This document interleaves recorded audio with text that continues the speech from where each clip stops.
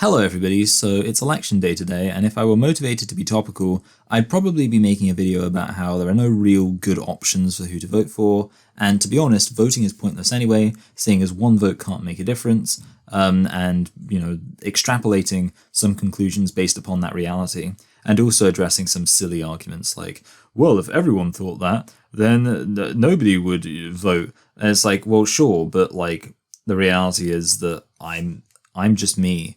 I'm me, and my vote, whether or not I vote, has no bearing on whether or not anyone else is going to vote. So, yeah, whatever. I did vote. I voted for who I thought would be the funniest person to vote for.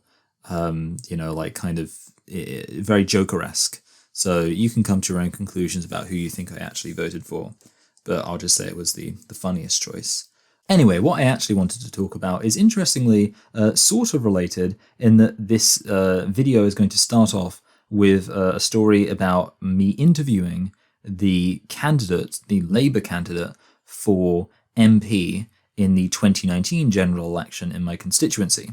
So I resolved to interview this MP, and I was kind of asking her some general questions about mostly about social mobility. That was the main topic. And obviously, you can maybe imagine if you've seen the title how social mobility would be relevant. And I asked her basically about personal agency versus systemic oppression. So basically I was saying, obviously one of the concerns of a more left-wing, left of the Overton window, although of course not really left-wing, party like Labour, is making it so people can overcome systemic barriers to equality of outcome by redressing those, systemic barriers. But many people, particularly people more on the right of the spectrum, would say that this is in contrast to the reality of personal agency. Telling people that there are systemic barriers to them succeeding is actually quite a defeatist, negative, harmful message to share with people. And of course, I didn't exactly say it like that, but that's pretty much what I communicated. And she said that she thought it just wasn't really an issue, but I actually find it quite fascinating. I do think it's an issue, and I think it's an issue worth giving some attention to and discussing. And the first point I want to make is that systemic oppression does exist. The kind of right-wing Jordan Peterson losers who, I don't know why I said Jordan Peterson, just in general, just these right-wing morons who think that act as if systemic oppression doesn't exist are idiots. And I think this shouldn't really be that controversial of an opinion to say that systemic oppression exists, especially if we're just talking about economics. Once you get into things like, are different identities systemically oppressed? Okay, maybe I can understand how you could say, well, is that true? I'm not sure. But when you're talking about just economics, it's really obvious. It's really obvious that growing up in a poor neighborhood with a poor family is going to present many systemic barriers that are going to make it much harder for you than if you were, raised in a rich family, in a rich neighborhood. That obviously the systemic inequalities are things you inherit, and economic inequalities are things you inherit. And therefore, of course, systemic barriers still exist today, and systemic oppression still exists today. It's also evidenced, by the way, by the law of large numbers. This is it's a point I'm very fond of making. So, and I think it's a point I don't really see other people make. But as far as I'm concerned, it I'm almost wondering whether or not I've considered in the past making a video about equality of outcome versus equality of opportunity. But whether I make that video or not, here's a brief summary. The distinction doesn't exist. It's a made-up distinction that doesn't actually exist. There is no distinction between equality of outcome and equality of opportunity. And literally, there is a law of mathematics which tells us this is true, that this distinction doesn't really exist. And the law of mathematics is called the law of large numbers. And it's something which exists in statistics. And the simple explanation of it is, as a population increases, the outcome of any particular test in that population will trend towards reflecting more closely the actual chances of the given outcomes, the actual odds of given outcomes. So, to give an analogy, if I flip a coin once, then the chances of it being heads or tails are 50%. But obviously, whichever side it lands on is going to be 100% of my results will have been that. And obviously I could flip a coin 2 times and maybe it would still have only fallen on one side. So it would still be 100% versus 50% or whatever. But the point is, if I keep flipping the coin again and again and again, then actually, eventually, it's going to not be, just heads but tails. And actually, mathematically, we know that as the population, as the number of coin flips goes to the tens, the hundreds, the thousands, the millions, the billions, it's going to get closer and closer to 50-50. It's going to get closer and closer to 50% heads, 50% tails, which is, of course, the actual odds. Now, okay, that's theoretical. You can see this in reality. Have you ever, because here's the thing, okay, in theory, again, it's actually not quite this, but just for analogy, we'll say that you've got 50% chance of having a girl, 50% chance of having a boy, when, obviously you have to ask them to make sure that they identify as such, clearly. But, you've got 50% chance of boy, 50% chance of girl. So in theory, you could have a situation where in a given generation, 90% of children will be boys and 90% of children, and 10% of children will be girls. After all, in each case, it's a 50% chance. So it's not impossible. For example, I think we can all agree if one person just had a kid, you could easily have a generation that was 100% boys.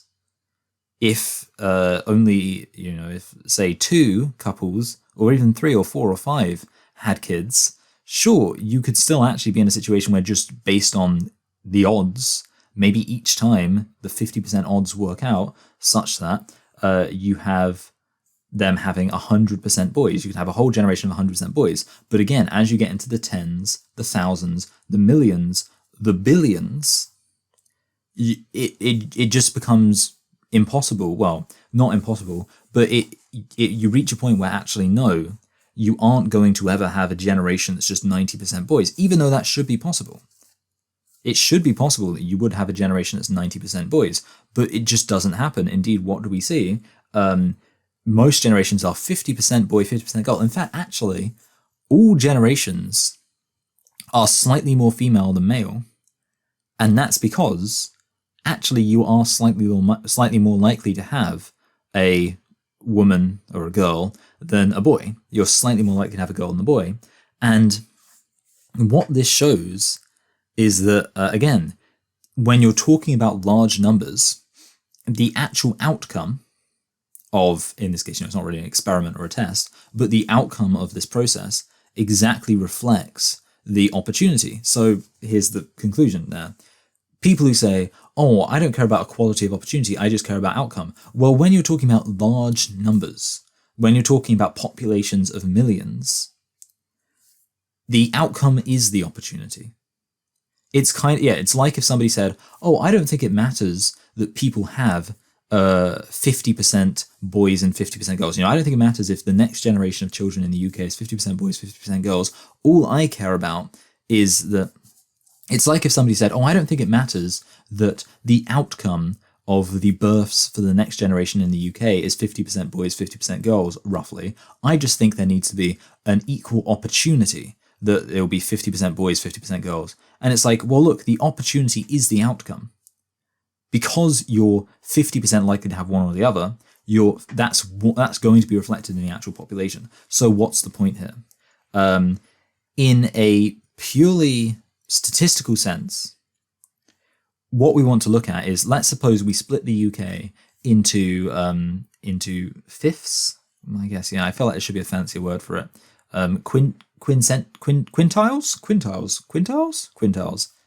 Quintiles, I guess. Let's suppose we split the UK into quintiles. We had the top 20% of earners here, the top 20% richest families, then next 20%, next 20%, next 20%, next 20%. Here's a question, okay, if we have an equality of outcome, then, if we have an equality of opportunity, then we should expect to see that the 20% poorest people have a 20% chance of ending up in the 20% richest people, right? Like if we actually had an equality of opportunity where everybody, no matter where you're born, has an equal opportunity of succeeding, then 20%, of the people who are the richest, 20% of them should end up here, 20% of them should end up here, 20% of them should end up here, or at least that should be the odds. Like, everybody should have equal odds of ending up in these places regardless of where they were born into. And then, of course, you look at the outcome, and that's not true at all. Indeed, pretty much almost nobody born into like the bottom 20% of people is going to find themselves getting into the top 20% of people based on their own merits. No, it just doesn't happen. Indeed, maybe you'll move 1%, one step up, but it's pretty obvious. I mean, most people are probably just going to stay where they are. That if you're born into the bottom 20%, you stay in the bottom 20%, and so on. And so if you're born into the top 20%, you stay in the top 20%. And you can't be like, oh, well, it doesn't matter that that's the outcome. All that matters is you have equal opportunity. No, that's nonsense. It's a distinction which is completely made up. So, the point is that the proportion of people from working class backgrounds who succeed is actually representative of the opportunity. And therefore, seeing as when you look at the proportion that don't succeed, and it's quite high, you can recognize there is a limit to the equality of opportunity. And what is that limit? It is systemic oppression. I don't think there's any issue there. But the thing is, that all sounds pretty depressing, pretty miserable, pretty black-pilled. And people might want to point out, we're not statistics, right? Like, the whole point of this, I think it's a point worth making. The law of large numbers, a literal mathematical law, is on my side when I say that this equality of opportunity versus equality of outcome nonsense is just that, it's nonsense. And I do know kind of like people who are conservatively aligned, and I guess they want to make their conservatism, that is a term, yeah, sound less evil. So they'll be like, they'll really hype this like distinction between, oh yeah, I love equality of opportunity. I'm just so, as a conservative, I just really love equality of opportunity. But these equality of outcome people, they're evil. And literally, like, I know people who will literally talk about like equality of outcome as if it's an ideology. Equality of outcome isn't ideology. It's literally a mathematical fact, mathematical law, that equality of outcome is simply the necessary extension of an equality of opportunity. But the point is, somebody might say, well, look, the whole premise of this is you're talking about large populations. But the reality is, we aren't large populations. We are individuals. Ultimately, the point I also made is that actually, on an individual case, you wouldn't necessarily expect that each individual case is going to perfectly reflect the actual opportunity, the actual chances that are kind of on the board, if you like. And that's true. So we are individuals and we make choices. And one of the big focuses, you might say, is, okay, we make choices. We have personal agency.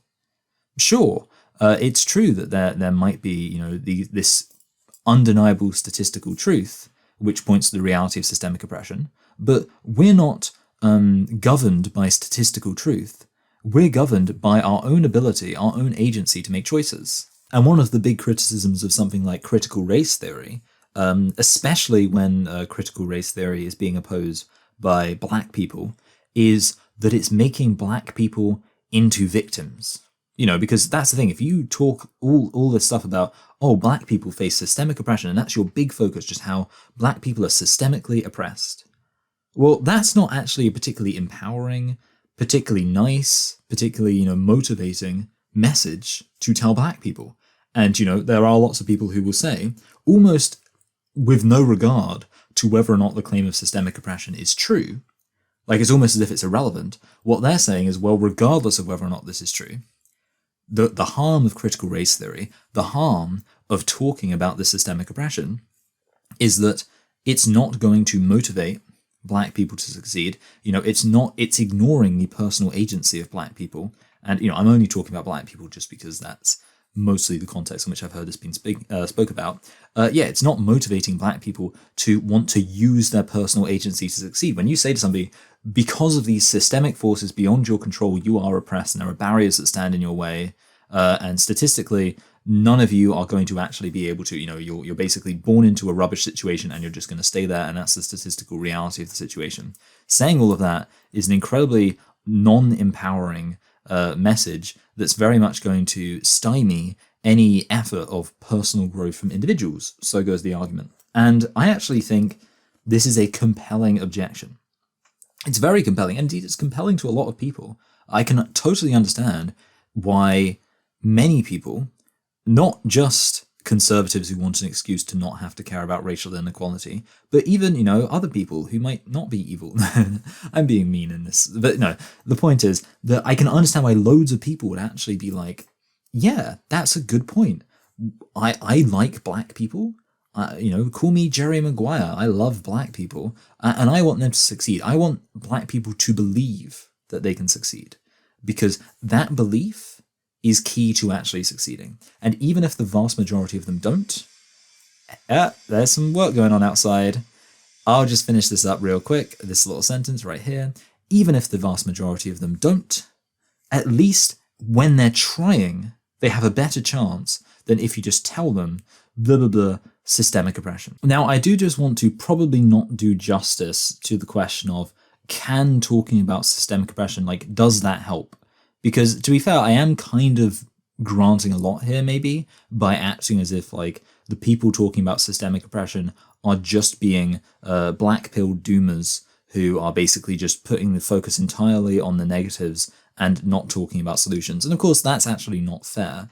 The reality is that I do think a lot of people talk about systemic oppression not to be like, oh, you're a victim, you can't do anything, there's nothing you can do to succeed, but rather because they want to put the focus on what people can do to succeed.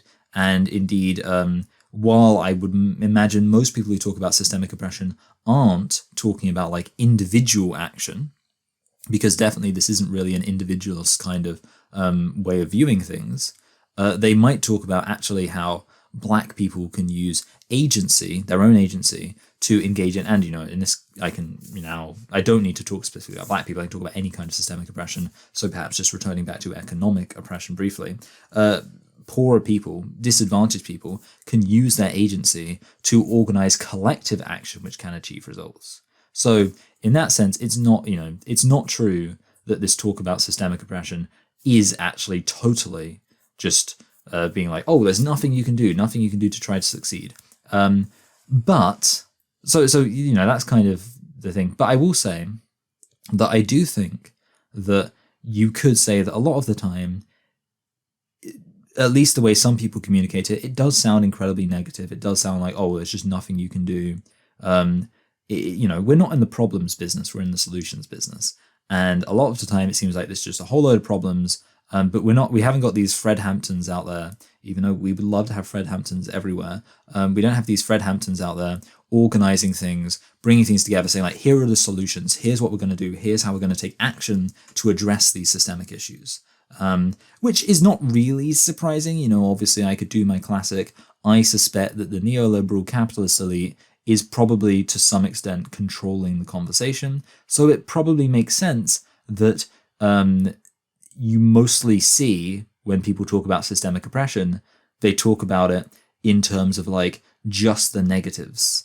Just, oh, you're, oppressed because of your skin color, your sexuality, your gender, whatever else. But very little focus on, and here's what to do about it. So I think that saying that talking about systemic oppression is inherently disempowering and negative and defeatist is not true, because of course people can talk about systemic oppression and use that as a springboard to talk about systemic oppression consistently in the context of systemic solutions. So it's almost really, if anything, at the forefront should be systemic solutions, and the kind of implication of talking about those systemic solutions that you're addressing systemic oppression, rather than right now where maybe you could say it seems like the systemic oppression is at the forefront and the systemic solutions seem to not really get much airtime at all. So I can see that. But the point I really want to focus on is that I do think people have agency.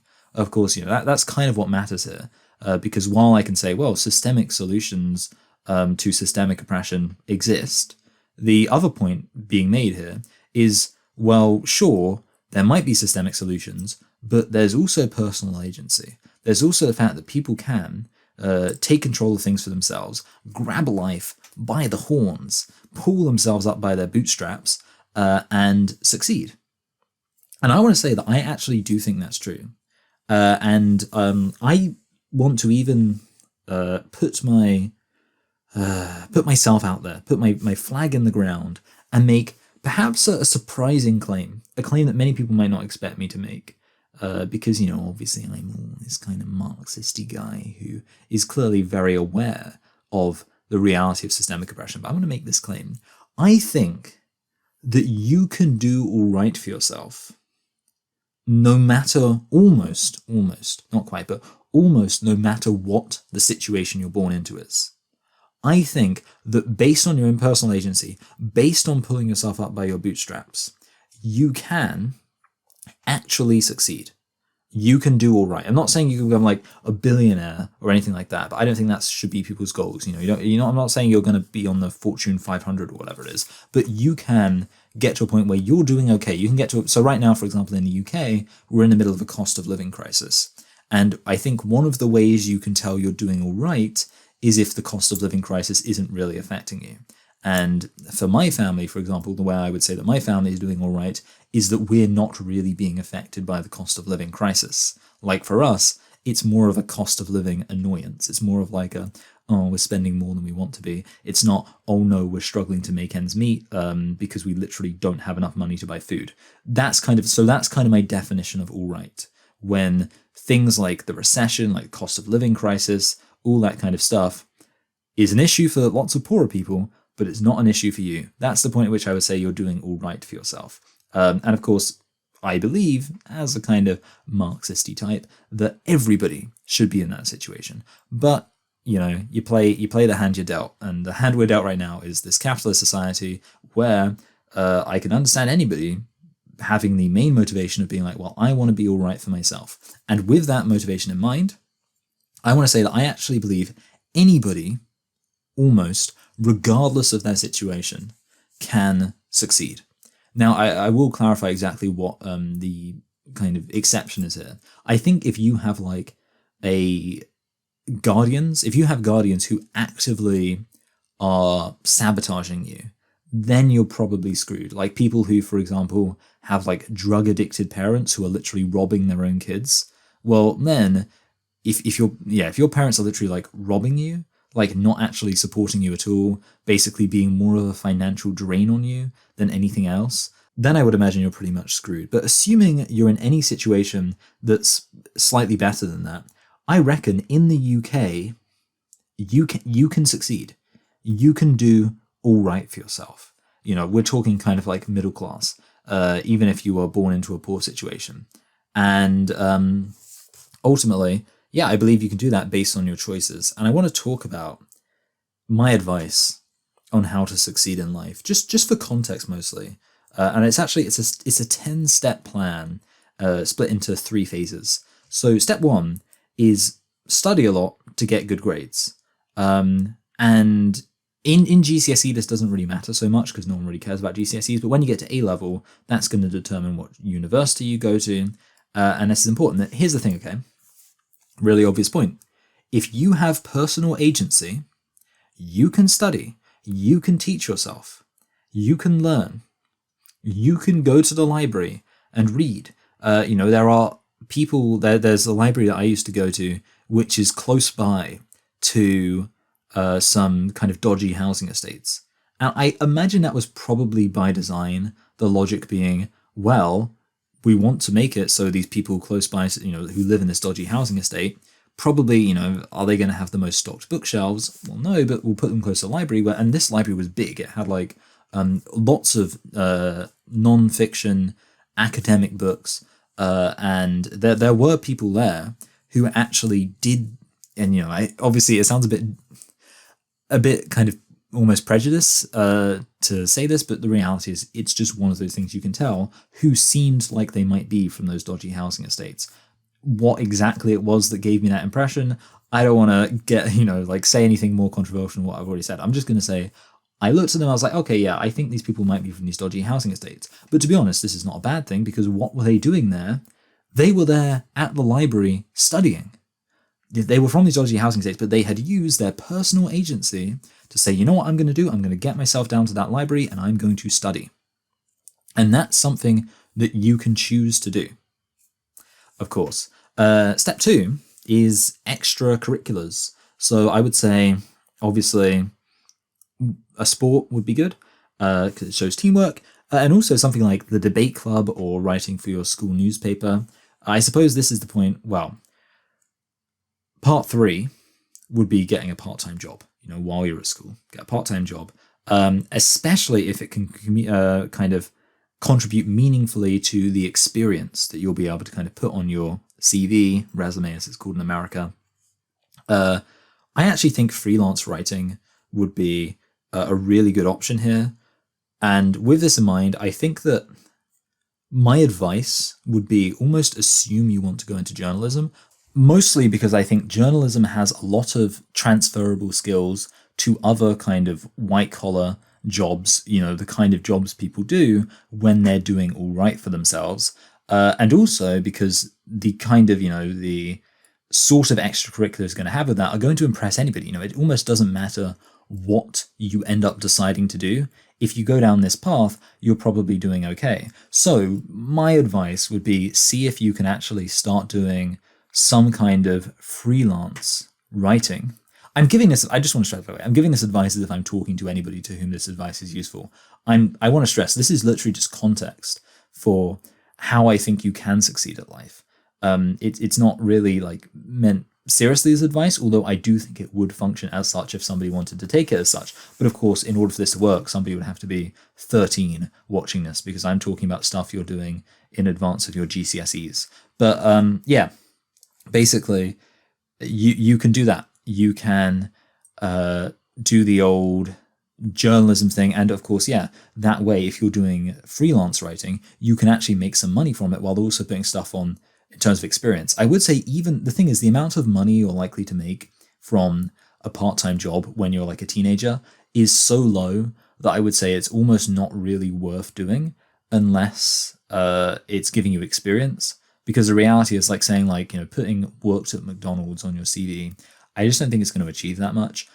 Maybe it's better than nothing, and obviously you get the money. But yeah, my main focus would be actually making sure you're doing something which looks impressive on a CV as well as making you money, which obviously doing freelance writing would be great for that. And of course, the thing is you can actually start applying for the part-time jobs with the fact that you're doing debate club at school, with the fact that you're writing for your school newspaper. Yeah, I think that based on that and with the fact you're getting good grades, these are all things which could probably help you out. So this is phase 1 over. You've finished your compulsory education and you've got good grades and you've got some experience, you've got some extracurriculars, and all you had to do was sacrifice basically all of your free time and fully commit yourself to trying to get the best grades, get all the best experience, get a little bit of money, and well done. Good job. You did it. And you're showing you're a committed worker who is hungry for experience. Now, step 4 is university. You go to university, and the degree doesn't matter. But obviously, if you know what it is you want to do, it should be something relevant to that. If you don't know what it is you want to do, you could just stick with the journalism thing, or you could do law, history, something with transferable skills. Something where people can look at okay, this shows this person is able to think critically, able to write an essay or two, able to use their brain, able to research, able to study, that kind of stuff. These are all the good skills to have. And obviously you study hard enough that you get a good grade. The studying thing, to be honest, you don't need to study that hard at uni. I'm not going to lie, you really don't. But study enough, actually put in a decent amount of time. The reality is that I actually think that my experience is I did more schoolwork before uni, in my kind of GCSEs and sixth form, than I did while I was at uni. And that was still, I actually got better grades at uni than I did. Pre-uni requires so much more hard work than uni. Uni is just so easy. Most people, it just is. There's just no ambiguity to it. Anyway, and also, of course, extracurriculars, again, same thing, sport, student paper, student radio, student societies.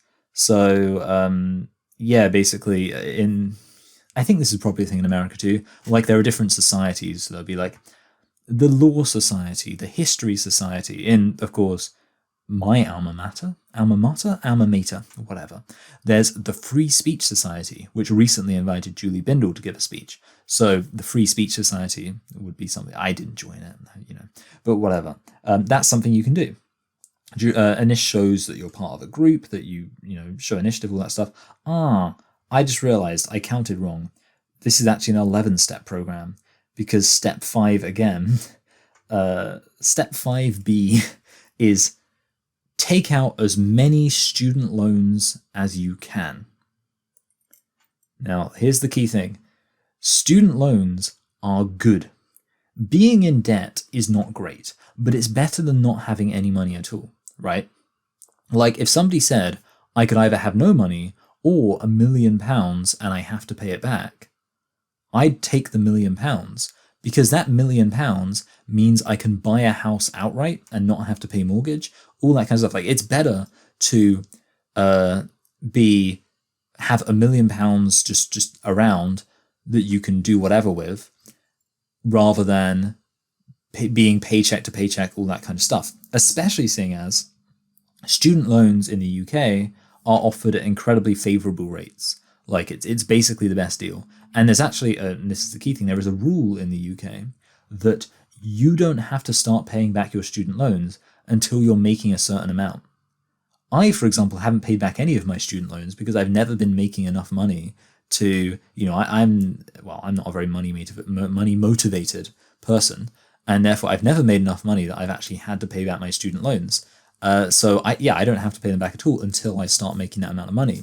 The thing is, the amount of money you have to be making is you're doing all right for yourself money. So if your only goal is to be doing all right for yourself, then you might as well get these student loans, because guess what? If you ever have to pay those student loans back, you're already doing all right for yourself. In fact, there's actually a thing in the UK where some people who, are not so motivated to succeed in life, let's say, will go to university for the 1 year, take out as many loans as they can, not actually try any of the classes, basically fail and quit, and then they know that they're never going to be making enough money to pay back the student loans anyway, so they don't have to worry about it. But here's the thing, okay?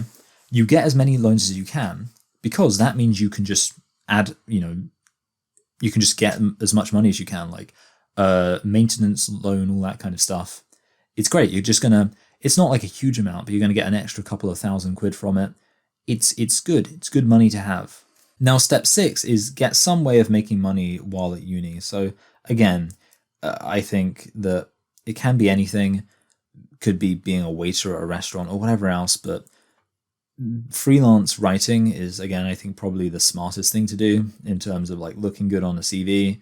Obviously looks a little bit better than just being a waiter or waitress. And then we get to step 7, and this is the big one. Spend as little money as you can. And this is where I have to give credit to, well, first of all, let me explain why spend as little money as you can, because actually, if you don't spend that much money, you will be surprised at how much money you have at the end of it, right? So I suppose actually I'll give credit to one of the people who inspired this video, Internet Shaquille. So Internet Shaquille made a video called How to Stop Eating Your Money. And essentially the point of the video is, look, don't eat out at restaurants all the time. Cook food for yourself, because it is so much cheaper. So much, don't go out drinking alcohol all the time.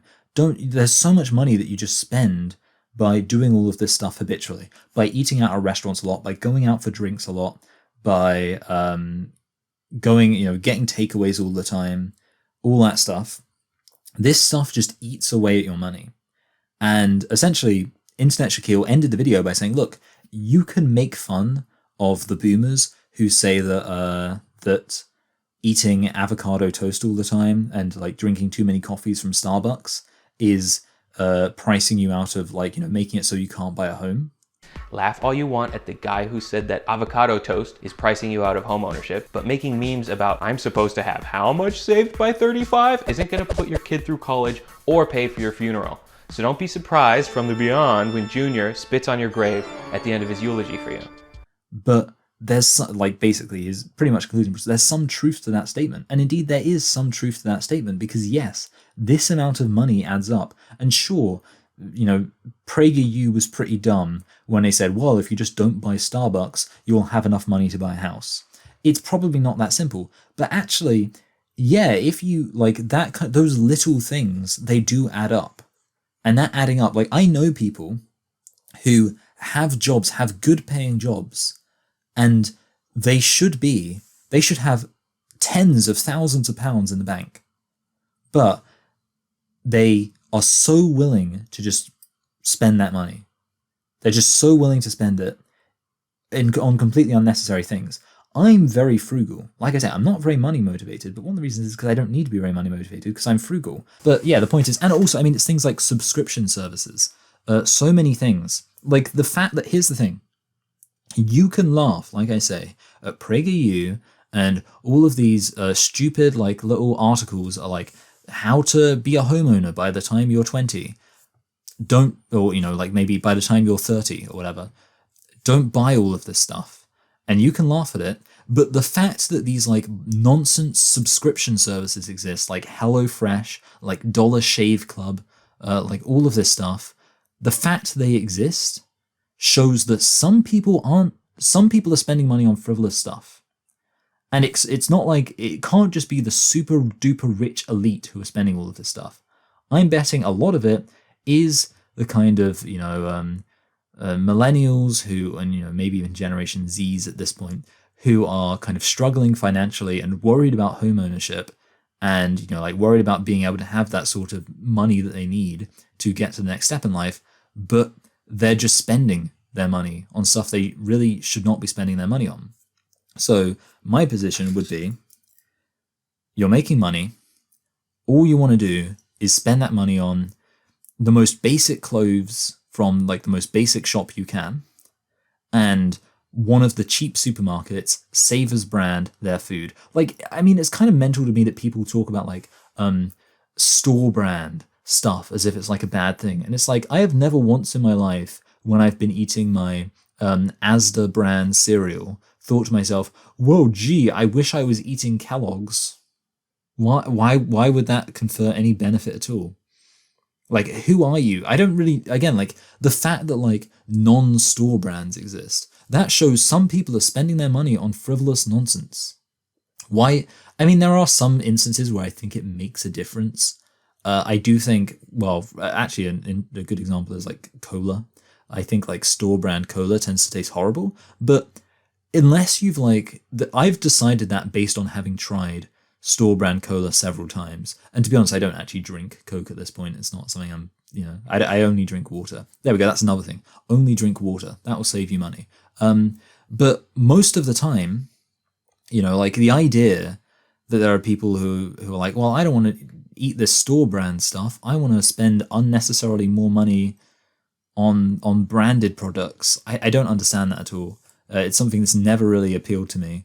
Like, I use almost store brand as the brand. I don't think there should be any issue with me just saying that they're not paying for this video. Shockingly, I know that shouldn't surprise anybody.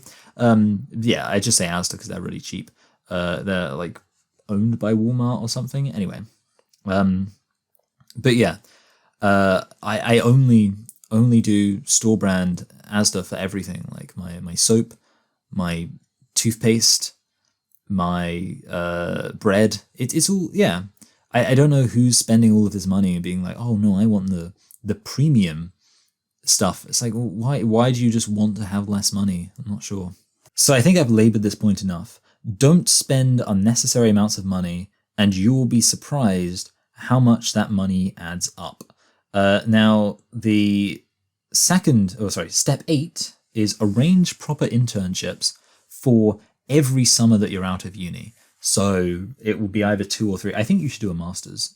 I like how I'm saying you. Obviously, like I say, I'm not really giving advice to you because no, I'm not. Unless you are a 13-year-old person who is like just about to start GCSEs, then I guess you can actually try enacting all of my advice and see whether or not it works out.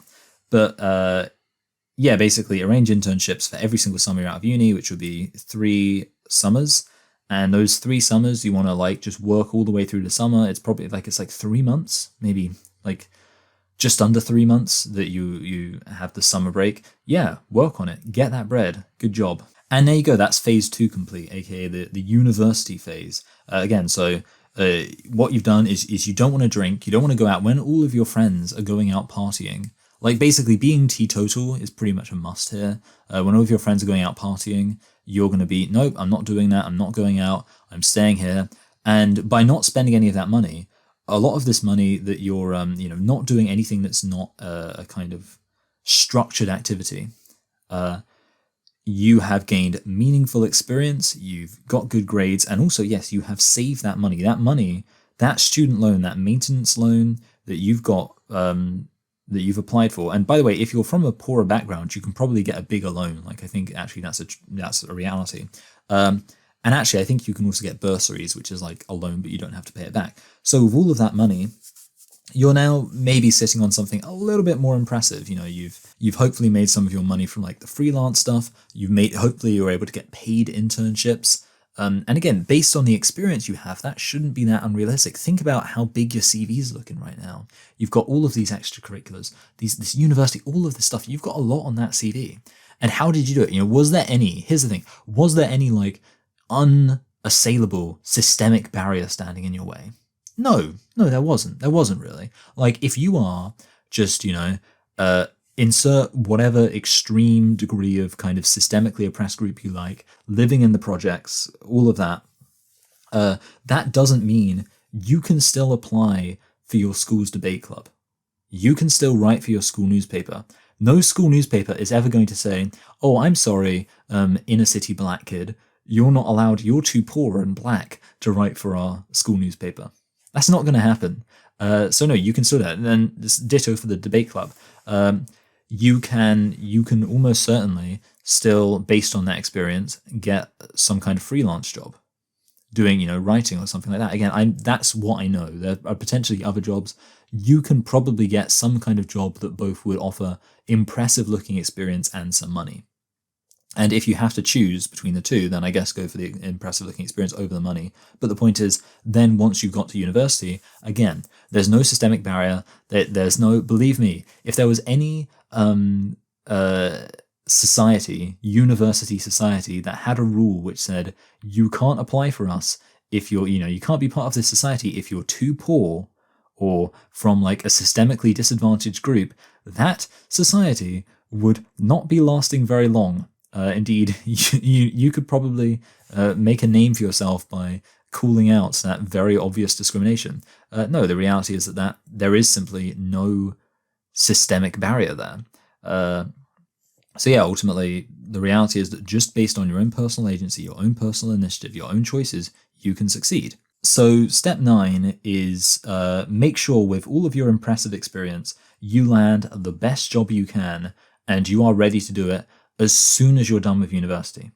My advice would be try and land the best job you can, like basically as soon as, because usually what happens is at university, you have the house that you're renting until you are, until like July, but your final exams are in May. So my take would be like for basically 2 months, you want to hang out in that house and continue working a job, because that way, you've already paid for the house, you've already paid for the rent, because, kind of rent it out on an annual basis at uni. So, and obviously I should say, try and get like the cheapest house you can, like most economical there.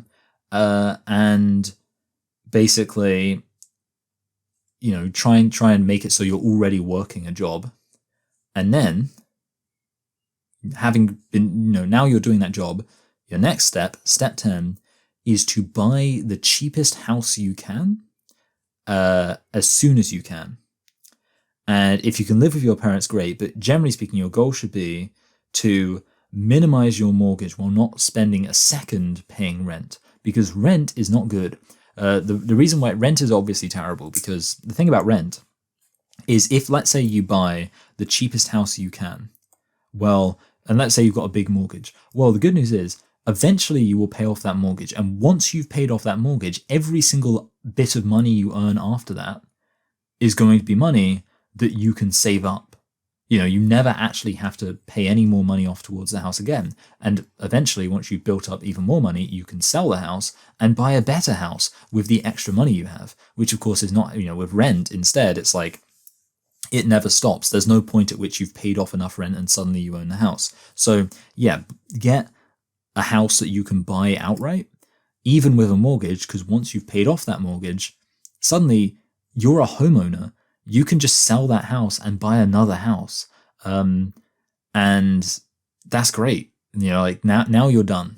And here's the thing. Yeah. So when you get to phase 3, it's complete. You just keep working your job. You're paying off the mortgage and you're working yourself into a position where you can get better and better job, better and better house. And boom, you're middle class. You are now no longer in a situation where things like the cost of living crisis are going to negatively affect you. And I genuinely don't think that there were any assumptions I was making there where it's like there are obvious systemic barriers that would stand in your way. Okay, sure. Am I saying like you could just walk into a job? Well, no, you can't just walk into a job. But the reality is that if you like think about how your CV is looking right now, think about all the stuff you'd have on there, all the extracurriculars, all the jobs, you would be showing initiative. And that's the thing.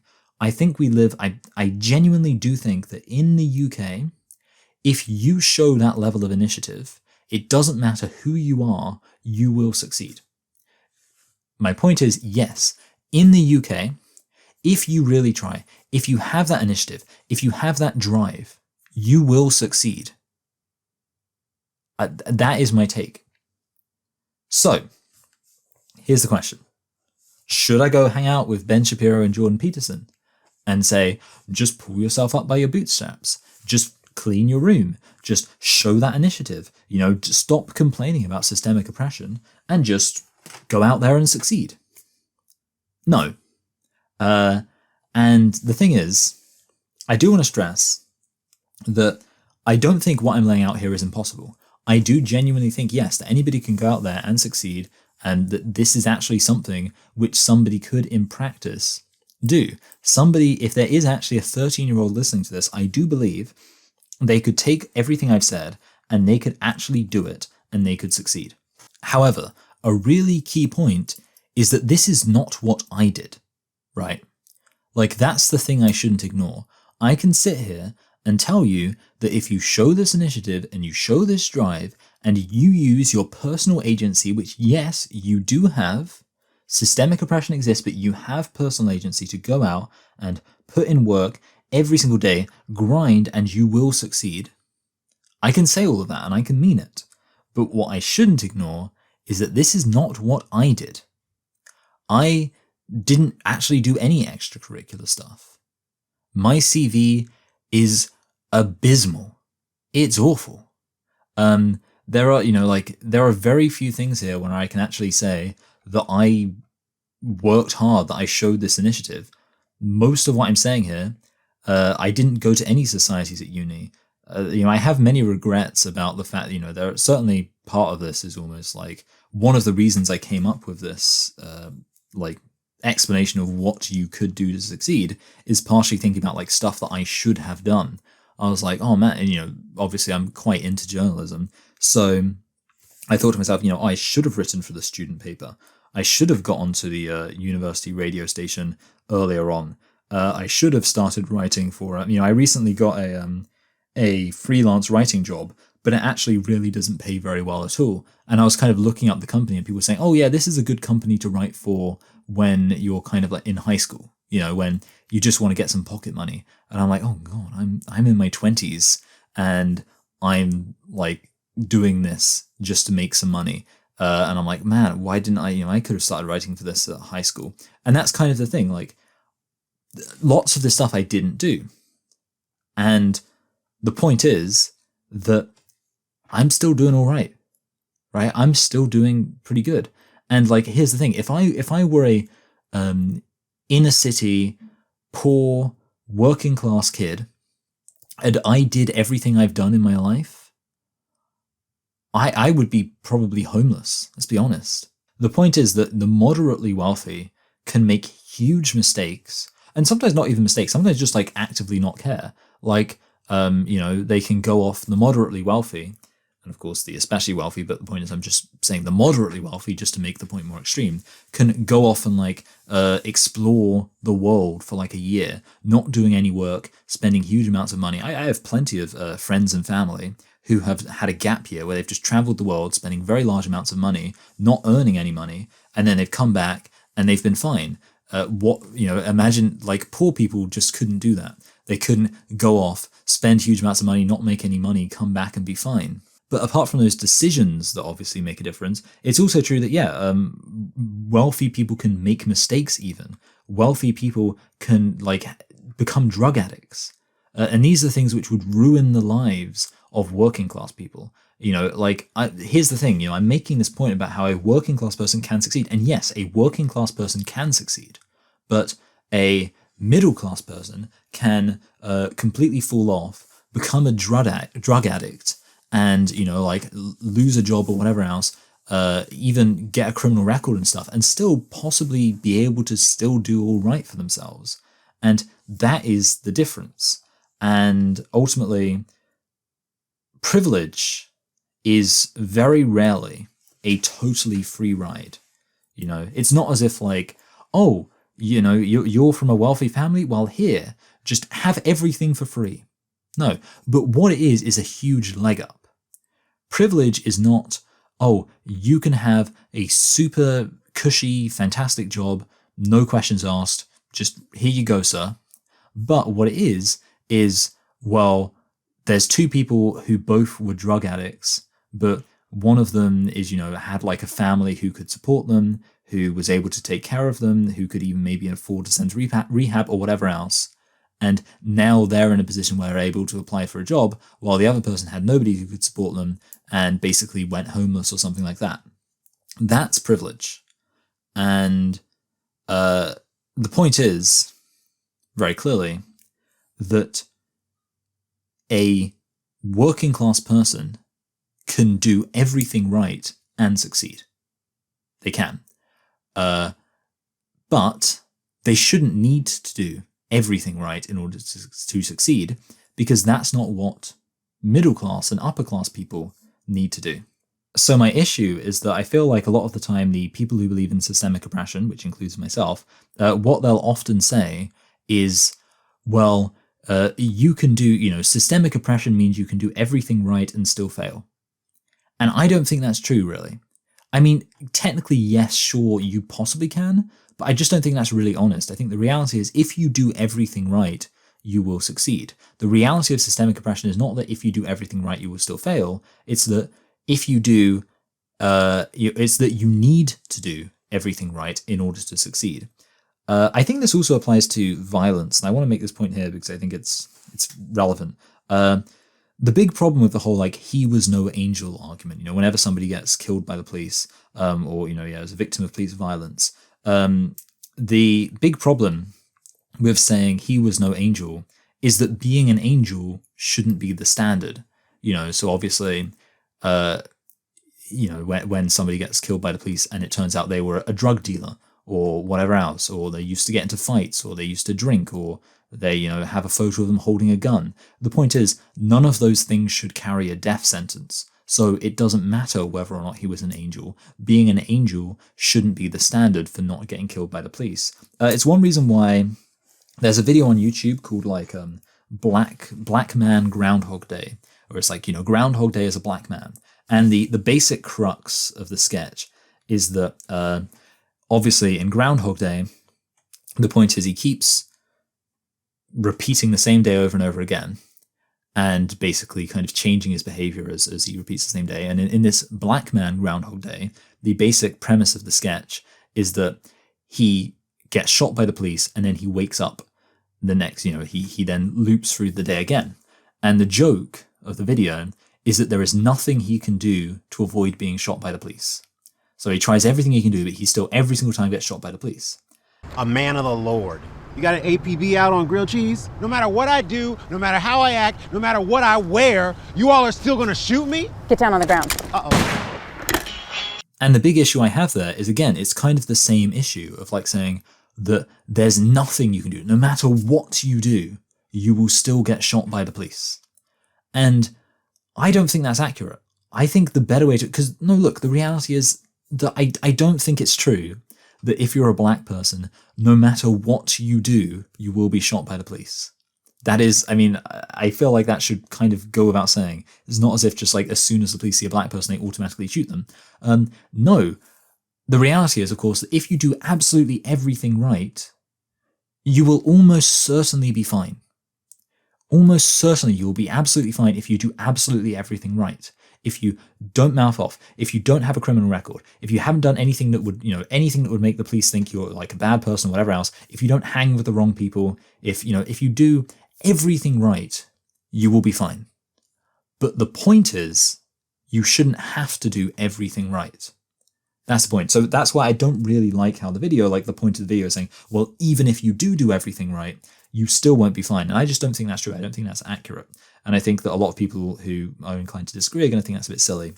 Speaking of silly, by the way, the video ends with the guy seeing a black cop, and the black cop runs over to him and hugs him and like says this like affirming message to him. Hey, hold up.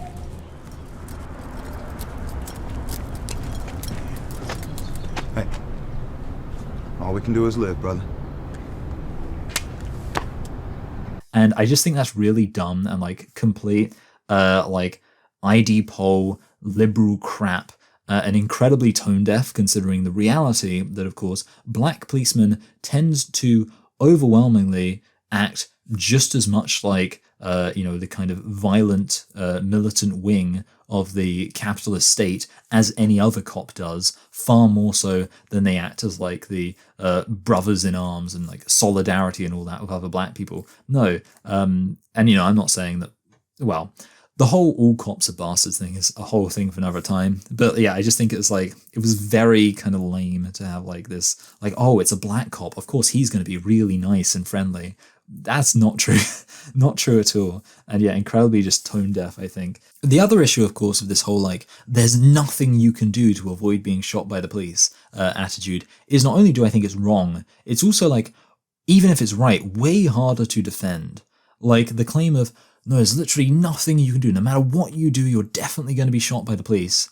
It just doesn't work, because it actually kind of gives legitimacy to conservatives who will then be able to, like, if you're almost like tacitly, by like making the argument, well, this person did absolutely nothing wrong, and like making that your central point, you're actually kind of validating people who will then say, well, this person did do something wrong, so therefore they deserved it, or whatever else. If you say like, well, this person wasn't a drug dealer, this person didn't act violently, this person didn't blah, blah, blah, this person didn't mouth off, whatever else, then by saying that's all, like all of those things, then if there's a situation where somebody does get shot, but they were a drug dealer, or they did mouth off, or they did react violently, well, guess what? None of those things in and of themselves should be a justification for you to be, basically summarily executed without a trial by the police.